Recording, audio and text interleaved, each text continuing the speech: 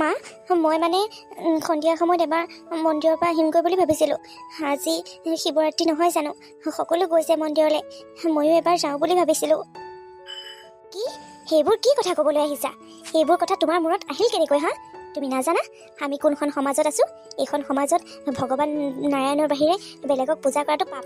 সেইখন সমাজত থাকি তুমি মন্দিৰত যোৱাৰ কথা কেনেকৈ চিন্তা কৰিব পাৰিলা? কিনো হয় মা, সকলো গৈছে দেখোন। যোৱা বছৰো ভয়তে নগ'লোঁ, আপোনালোকৰ ভয়তে, সমাজৰ মানুহে কিবা ক'ব বুলি। কিন্তু পাছত দেখোন সকলোৱে যোৱা বুলি গম পাইছোঁ। সকলো হয়ধনীয়া মানুহৰ ঘৰ বোৱাৰী জীয়াৰী চব গৈছে দেখোন। মোক এনেকৈ কেলৈ বাধা কৰি থাকে? যোনে যি কৰে তাকেই কৰক, লোকৰটো আমাক নালাগে নহয়, আমাক নিজৰটো লাগে। নিজে সত্য শুদ্ধ হৈ থাকিব লাগে। লোকে জুই খাই এঙাই থাকিব, তোমাৰ সেইবোৰৰ লগত কিহৰ মতলব আছে? দুখীয়া হ'ব পাৰোঁ, কিন্তু আমি সমাজৰ বিৰোধিতা কেতিয়াও নকৰোঁ। এখন সমাজত আছোঁ যেতিয়া আৰু সমাজৰ নীতি নিয়ম সকলো মানি চলিব লাগিব।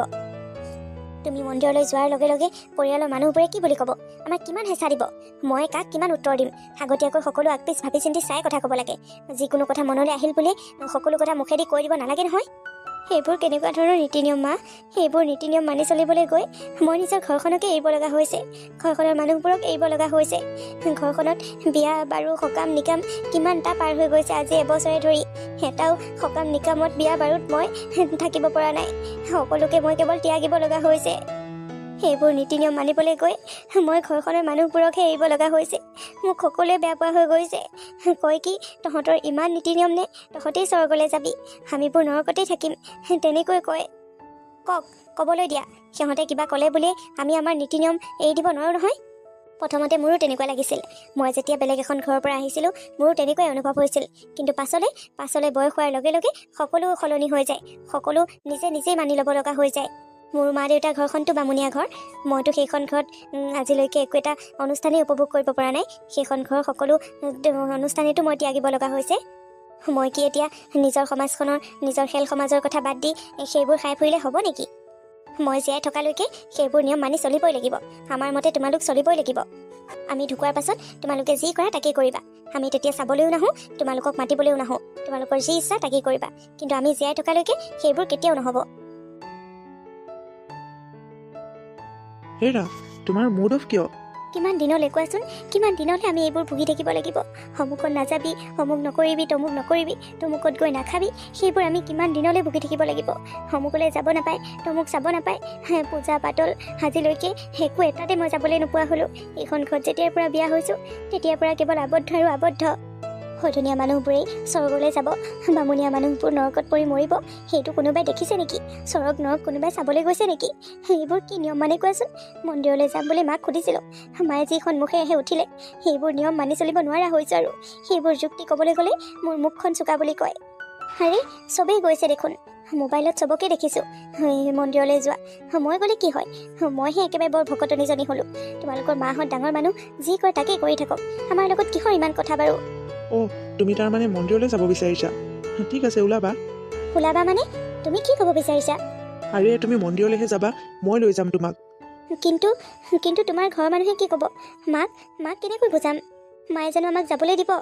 তুমি নিব খুজিলেও মায়ে আমাক যাব দিব জানো? মাহঁতকনো কেলৈ ক'ব লাগে? কাইলৈ ৰাতিপুৱাই ওলাবা। শিৱৰাত্ৰি আজি হ'ল বুলিয়ে কাইলৈ সোমবাৰ নহয় জানো?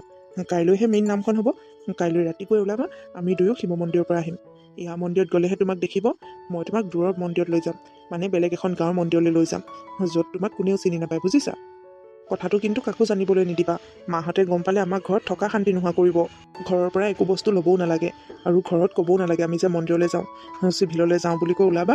ৰাস্তাতে সকলো বস্তু কিনি ল'ম, আৰু অলপ দূৰত ধুনীয়া থান এখন আছে, তালৈ ওলাবা। তাতে ধুনীয়াকৈ বন্তি দি সেৱা শুশ্ৰূষা কৰি আহিবা, বুজিছা?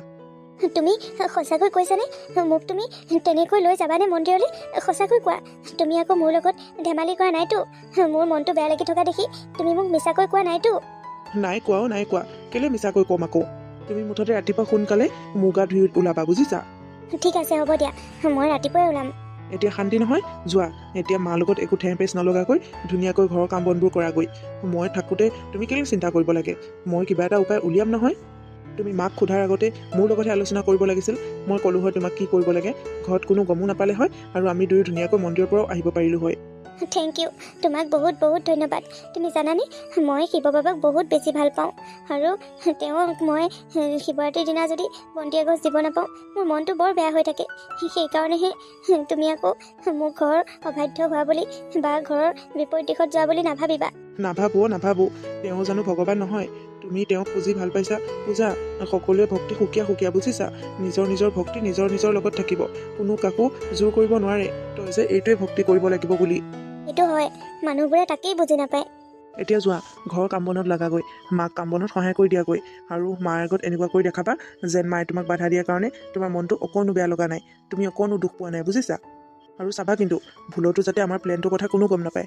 কেনেবাকৈ গম পাব পাৰিলে শেষ আৰু, যাবা ফুৰিবলৈ। হ'ব দিয়া, এইটো বিষয়ত আমি আৰু একো কথা নাপাতো। ঘপককৈ আকৌ শুনিলে ডাঙৰ কথা হ'ব। আমি এতিয়া নজনা ভাও দিয়ে থাকিম, ৰাতিপুৱা খালি ওলাম আৰু। এতিয়া আৰু এইবোৰৰ বিষয়ে একোৱে আলোচনা নকৰোঁ। বাহ, মোতকৈ দেখোন তুমি আৰু চালাক। সেইটোকে কৰিম দিয়া, তুমি যেনেকৈ কৈছা তেনেকৈ হ'ব। আমি একো আলোচনা নকৰোঁ, ৰাতিপুৱা খালি ধুনীয়াকৈ ওলাই মেলি যাম। মাক ক'বা আমি চিভিললৈ যাব লাগে, তেনেকৈ ক'বা। ঠিক আছে।